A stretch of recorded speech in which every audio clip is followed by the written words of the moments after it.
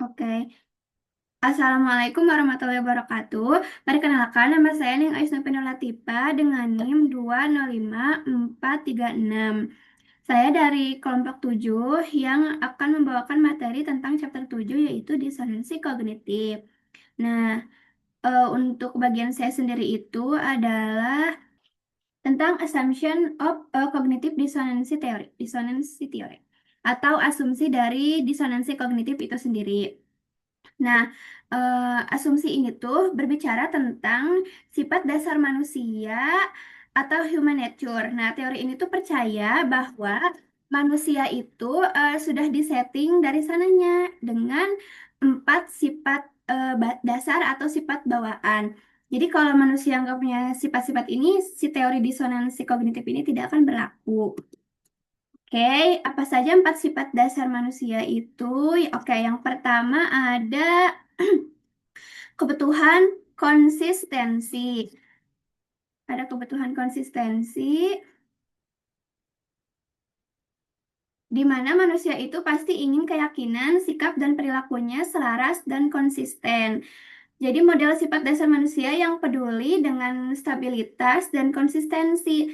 Teori disonansi kognitif ini menyarankan bahwa orang tidak menyukai konsistensi dalam pemikiran dan keyakinan mereka. Sebaliknya mereka akan mencari konsistensi. Jadi kalau misalkan keyakinan dan sikap kita itu nggak sejalan dan perilakunya itu tidak sejalan, itu akan terjadi disonansi. Misalnya naksir sama satu cowok nih. Nah, di dalam pikiran aku ini, aku punya keyakinan, wah ini tuh si cowok ini tuh pasti orangnya baik, terus dia tuh pasti perhatian, terus pokoknya itu dia tuh bakalan green flag lah.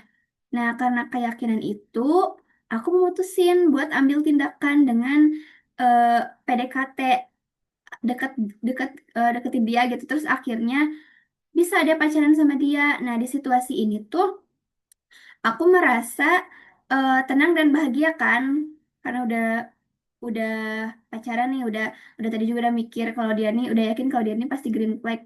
Nah, kenapa? Karena ada konsistensi. Pikiran aku tuh bilang dia itu si cowok ini tuh baik. Nah, dengan aku tindakan itu memacari dia, aku pacaran sama dia gitu. Jadi semuanya tuh klop, semuanya nyambung kayak gitu. Nah, inilah kondisi ideal yang akan dicari sama manusia menurut asumsi yang pertama ini. Nah, sebaliknya gitu, kalau misalkan tiba-tiba gitu dia ini berubah jadi toksik, eh, kita nih pasti stres berat kan? Stres itu muncul karena sifat dasar kita yang menuntut konsistensi tadi itu justru dilanggar, malah dilanggar gitu. Jadi, eh, asumsi pertama itu menegaskan kalau manusia ini secara alami akan selalu mencari kestabilan dan keselarasan antara isi kepala dan perilakunya gitu. Jadi aku tuh pengennya selaras gitu antara apa yang aku pikirkan dan apa yang aku yakinkan. Seperti itu. Terus asumsi yang kedua ada inkonsistensi psikologis. Disonansi atau rasa janggal dalam pikiran ini muncul karena adanya ketidakcocokan secara psikologis. Teori ini tidak berfokus pada konsistensi logis, tapi pada psikologis satu sama lain untuk membangkitkan disonansi kognitif. Jadi, supaya kita merasakan disonansi kognitif itu, kita ini harus merasakan dulu inkonsistensi psikologis yang tadi yang tadi tuh katanya, jadi kita tuh bukan berdasarkan logis tapi psikologis kita yang bentrok, pikiran sama keyakinan kita tuh bentrok, tidak selaras gitu. Jadi bukan berdasarkan benar atau salah, tapi selayaknya manusia itu di dalam hati tuh kita tuh rasanya nyambung atau enggak sih. Itu tuh contohnya, aku punya prinsip kalau aku cinta sama lingkungan, aku adalah orang yang mencintai lingkungan, tapi aku tuh malah beli seringnya itu, setiap harinya itu malah beli air minum dari botol plastik. Nah, itu kan kalau secara logika kan katanya aku cinta lingkungan, tapi kenapa aku malah beli botol plastik yang nanti si botolnya itu kan pasti dibuang dan jadi sampah.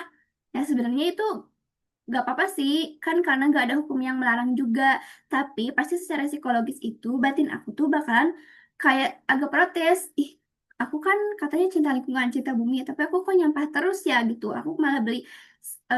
si botol yang plastik terus, yang nanti malah jadi sampah plastik. Harusnya kan aku tuh bawa tumbler yang bisa diisi ulang gitu. Rasanya itu kan pasti nggak srek nih di dalam diri aku, di dalam batin aku. Nah, jadi rasa nggak srek ini tuh yang dinamakan inkonsistensi psikologis gitu. Terus yang ketiga ada yang namanya ketidaknyamanan, eh, aversif atau rasa ketidaknyamanan, di mana disonansi adalah perasaan tidak enak yang memaksa orang untuk melakukan sesuatu gitu. Di mana si Pestinger menegaskan bahwa disonansi itu berfungsi sebagai drive state yang memicu keterbangkitan secara filosofis, sebuah fakta yang telah divalidasi oleh banyak penelitian. Eh, jadi kalau misalkan kita merasakan pikiran kita dan keyakinan kita itu tidak sejalan, perilaku kita juga tidak sejalan, nanti kita akan merasakan disonansi dan disonansi itu akan menimbulkan rasa tidak nyaman. Misalnya nih, kata mama itu aku ini, misalnya mama aku melarang aku untuk berpacaran. Katanya aku nggak boleh pacaran, aku harus fokus dulu untuk sekolah gitu, fokus dulu belajar gitu. Tapi di satu satu hari kemudian gitu ada satu cowok yang nembak aku, yang ngajak aku pacaran, yang dimana cowok ini yang udah aku suka dari lama banget. Karena itu aku terima aja jangan pacaran dia. Tapi aku nggak ngasih tahu mama, jadi aku pacaran diam-diam. Selama pacaran itu, aku merasakan rasa tidak nyaman. Itu juga menimbulkan disonansi kognitif aku.